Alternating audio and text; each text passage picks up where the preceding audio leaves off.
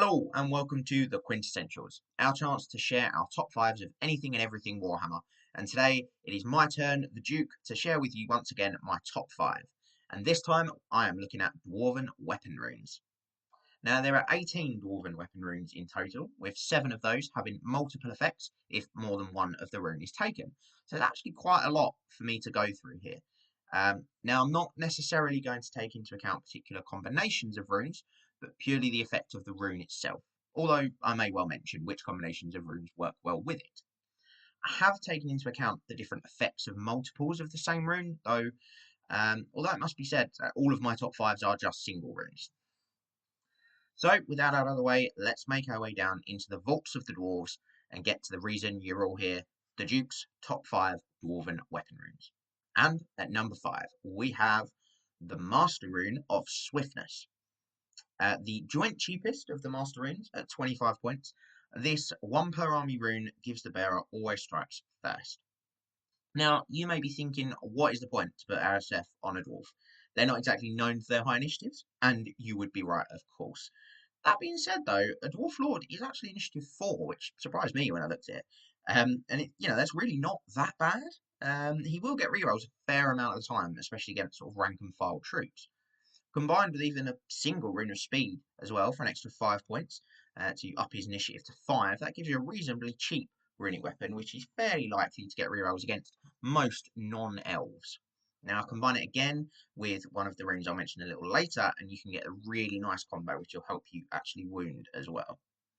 As I said, you can only have one of these per army as it's a master rune, so no spamming ASF Thanes or Lords, unfortunately. That's partially what holds it back from placing higher, but also it doesn't really help with what a combat dwarf suffers most with, which is getting through good armor saves. Next up then in my top 5 at number 4 is a Grudge Rune. Now once again this is 25 points, and at the start of the game you pick a monster or character for every Grudge Rune in your army. When the wielder of that Grudge Rune is attacking the nominated model, they get +1 to hit and reroll to wound. Now for me, if I'm going to take this, then I'm only going to take it on my general. Now the reason I'd only take it on my general is because of the Ancestral Grudge. At the very worst, my general is going to hate my opponent's general. So with this Grudge Rune nominating the enemy general, I would be guaranteed to get +1 to hit with hatred against a lot of targets. That's going to mean I'm hitting them on 2s, rerolling to hit, and rerolling to wound as well. Very strong. And a very good choice if you go for a Dwarf Lord, in my opinion. Not sure I'd go for it on a Thane, as I just don't know if they have the raw stats to really do the damage with this, but it's possibly worth a shot if you've really taught them out to be a particularly killy Thane. Into the top 3 then, and taking that bronze place spot is a Rune of Fire. Nice and simple this one, 10 points, give the bearer flaming attacks. Nice and cheap, and a good effect too. I think you can often find a place for this in pretty much any list, to be honest, and maybe a couple of them in some lists. Not one I'd necessarily take on my Lord, but I think it is a much better choice for something like a Runesmith, or even a Hammerer Champion who can take a runic weapon. Basically, all I want from this model is to go before the rest of the unit they're in and do a single rune to anything that might have regen. That's all I want from them. Not much. I'm not asking too much. There are also actually 2 additional levels for this rune, for 50 and 125 points. Second level giving you a strength 4 flaming breath weapon as well as the flaming attacks, and the third level gives that breath weapon multiple wounds D3. Now, I'd never take the third level as I just think it's way too many points.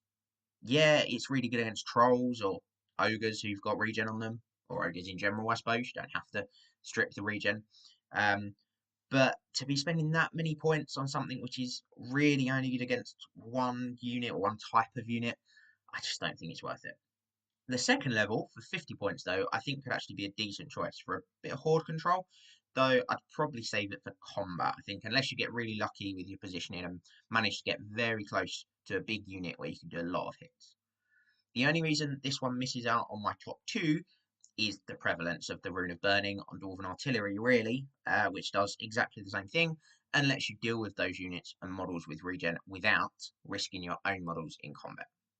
Well, and the prevalence of a 5-point magic talisman, of course. Up next, number 2, always the bridesmaid and never the bride, we have a Rune of Might. So for, again, a pretty reasonable cost of 25 points, you double your strength against targets with toughness 5 or higher in close combat. suddenly you are not too worried about that Vampire Lord or those Beasts of Nurgle. The doubling of the strength is obviously very helpful for getting through armor, which, as we spoke about before, is really a combat dwarf's main issue. But it does mean that actually most of the time you're fighting, when you're fighting sort of rank and file stuff, you're not going to be getting anything from it. Now there is a second level to this rune, which costs 35 points more, and also gives you multiple wounds D3 against targets with toughness 5 or higher. Certainly a good effect, but do I really want to be spending 60 points on something which sometimes will just do nothing? Probably not. And that ability, that possibility for it to just do nothing is why it misses out on the top spot for me. Finally then, my top Dwarven weapon rune, taking that gold medal position in my top 5 is the Master Rune of Snorri Spanglehelm. It's purely at the top of the list for the name. It's just great. That's it. I'm kidding, of course, although the name is just fantastic. I think its effect more than makes up for it, deserving of the top spot in my top 5. Again, it's just 25 points. It seems to be a pretty common points value for the good weapon runes, as it turns out. But this one means the bearer will always hit on a 2+. And it's that consistency which is just fantastic. And really, it's that which elevates this one to the top of the list for me.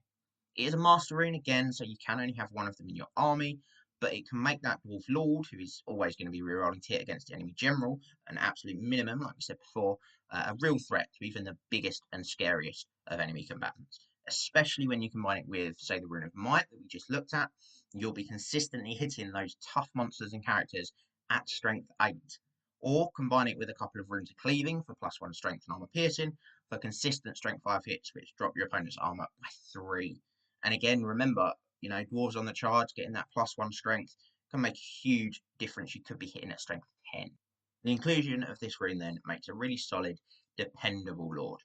And for an army that doesn't really get consistent rerolls, unless you're lucky on the Ancestral Grudge roll, finding that dependability can make all the difference. And that is why the Master Rune of Snorri Spanglehelm is at the top of my list. And that's it. That's my top 5 Dwarven weapon runes. Now, maybe there are some in there that surprised you. Maybe you think I'm mad for missing one out, like the Runesmith Alaric. Make sure you let us know what you think and what you agree or disagree with over on our socials. But for now, all that's left for me to say is thank you very much for joining me here on the Quint-essentials. Make sure you head back to the Night of the Red Mustang Ground, where you can check out all of our other exclusive content. Remember to tag your friends and like, subscribe and share. Then head over to triplecrownwargaming.com and become a Knight of the Realm today. What are you doing, mate? You alright? Do it for Warhammer!